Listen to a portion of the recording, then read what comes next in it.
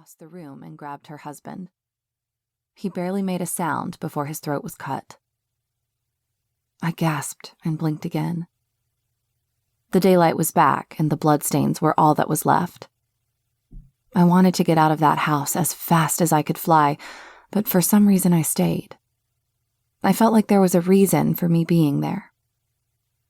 The bloodstains on the floor, on the bed, and the walls were screaming at me. I couldn't get the screams out of my head.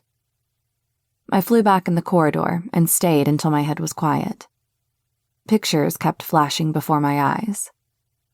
The killer had cut the husband's throat and then stabbed the wife in the bed, right in her stomach as she tried to rise and run for help. Then what? I looked at the door to the next room. I swallowed hard. Had he gone in there next? I pushed the door open and gasped. Bloodstains covered the pink heart-shaped rug on the floor of this room. It belonged to a teenage girl by the look of the posters, makeup, and mirrors. A series of rapid pictures entered my head like a small movie. Quick footsteps toward the door. The door being kicked open. An empty room. Fast steps toward the bed, and the killer reached down to grab a hand. Then someone was pulled, screaming, out from under the bed. It was a girl. I blinked again and it was gone. The scream remained in my head. My heart raced. I thought I heard voices everywhere. People fighting for their lives, struggling to keep death out. A mother crawling on the floor to the room next door, trying to save her daughter while her own life was running out. My stomach hurt from all the pain in this house. Who were these people? Why was I here? Who was the girl? Far away from the scene, in a completely different realm, I woke with a start. I lay flat on my back, breathing like I had been running for my life.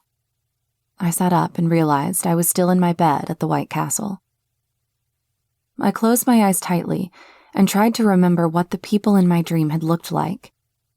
I had only really seen the husband, but even his face was just a blur to me. It was impossible. All the dream had left me was a feeling of horror I couldn't escape. It was in my body, and it felt like a constant chill, as if an ice cube was sliding slowly down my back. Who were those people? Had it happened for real, or was it just my imagination? I had never dreamed anything this vividly before, not even in my nightmares about my parents that had haunted me ever since I died and came back to the academy. Come to think of it, it was the first time I had dreamed about anything else than about my parents looking for me in the forest. Why was I suddenly dreaming about something else? Why now?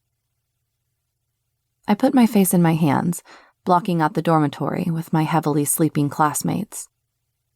I tried to hold on to that picture of the husband in the dimly lit bedroom, tried to hold on to his face. Was it familiar to me? Had I known him?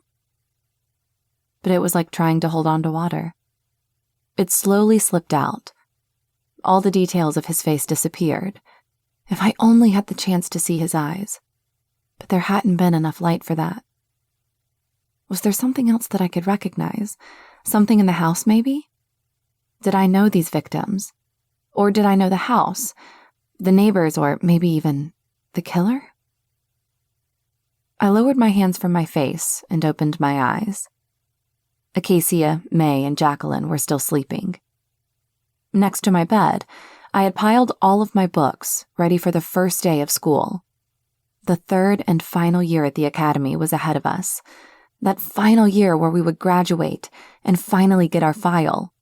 Finally get to know who we used to be on Earth and how we died. One book was open. I had read from it before I fell asleep.